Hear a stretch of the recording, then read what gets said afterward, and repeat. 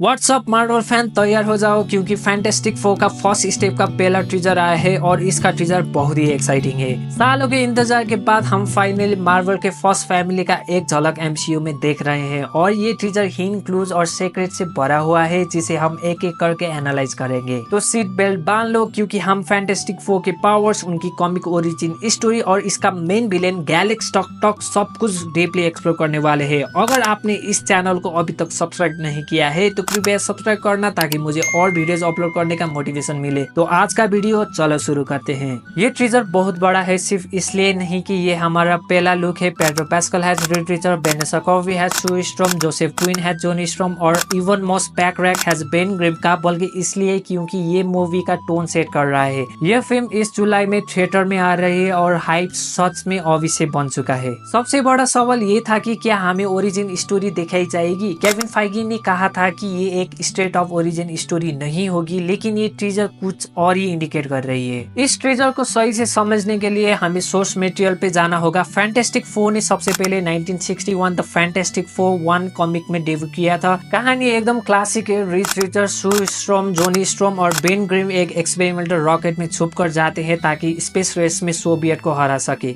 लेकिन फिर cosmic rays का एंट्री होता है। ये कॉस्मिक रेज स्पेस में इनके ऊपर अटैक करते हैं और जब ये लोग वापस जमीन पर क्रैश करते हैं तो पता चलता है कि ये लोग बदल चुके हैं। हर किसी को एक यूनिक पावर मिलती है और ये बन जाते हैं वो सुपर हीरो टीम जिसे हम सब जानते हैं और प्यार करते हैं। रेड बन जाता है मिस्टर फैंटास्टिक जिसे अपनी बॉडी को स्ट्रेट और मैनिपुलेट करने की पावर मिलती है, और शू बन जाती है इनविंसिबल वुमेन जो अपने आप को इनविजिबल कर सकती है और फोर्स हील कर सकती है, और जोनी बन जाता है ह्यूमन टॉर्च जो अपनी बॉडी को आग में बदल सकता है और उड़ सकता है, और बेन बेचारा बेन द थिंग बन जाता है, एक ऐसा इंसान जो जीता जागता पत्थर बन जाता है जिसमें इंक्रेडिबल स्ट्रेंथ और ड्यूरेबिलिटी होती है, और उसके साथ ही साथ उसको एजलेसनेस और रीजेनरेटिव हीलिंग फैक्टर की पावर भी मिल जाती है जो उसको लगभग अमर बना देता है। वो एक बढ़िया पायलट भी है और उसका स्पीड और एजिलिटी भी इम्प्रेसिव है। टीजर एकदम जबरदस्त तरीके से हमें इन पावर की झलक दिखाता है। हम देखते हैं जॉनी स्ट्रॉम इग्नाइट हो रहा है, सू स्ट्रॉम इनविजिबल हो रही है और बेन अपना रॉकी फिजिक क्लियरली शोकेस कर रहा है। लेकिन अभी तक हमें रीड को स्ट्रेच करते नहीं देखा,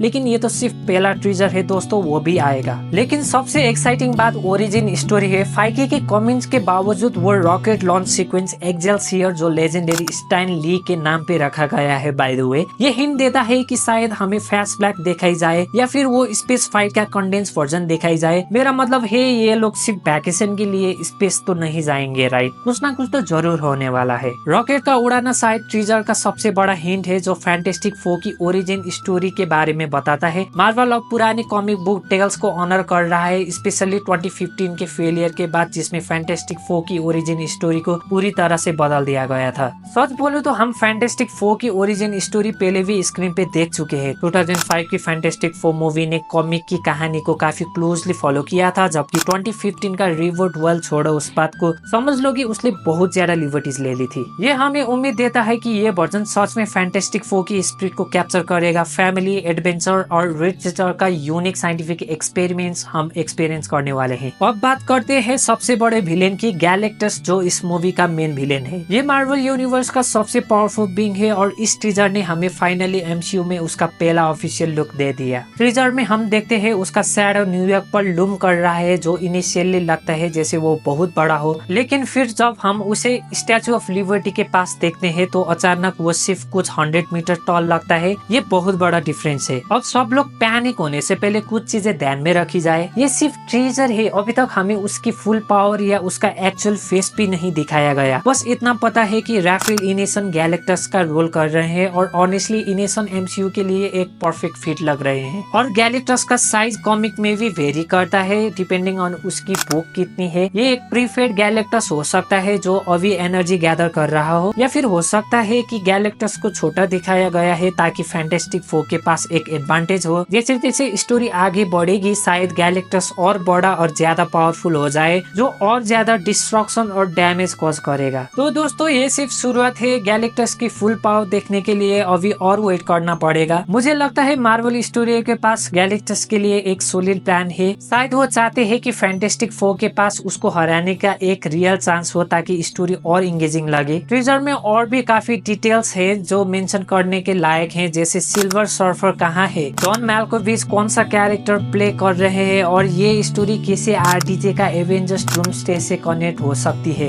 fantastic four first step treasure ने मुझे पूरा एक्साइटेड कर दिया। ये एक क्लासिक ओरिजिन स्टोरी का कमबैक है, विलोव कैरेक्टर का फ्रेश टेक है और गैलेक्टस की एक ऐसी कहानी का प्रॉमिस देता है जो बहुत फेथफुल और इनोवेटिव है। ये वही फैंटास्टिक फोर है जो एमसीयू डिजर्व करता है और मुझे इंतजार नहीं हो रहा देखने का कि ये लोग इसके साथ क्या करते हैं। आपको टीजर कैसा लगा?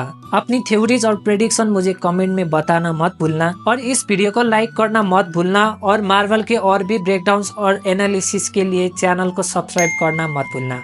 आज के लिए इतना ही, बाय बाय।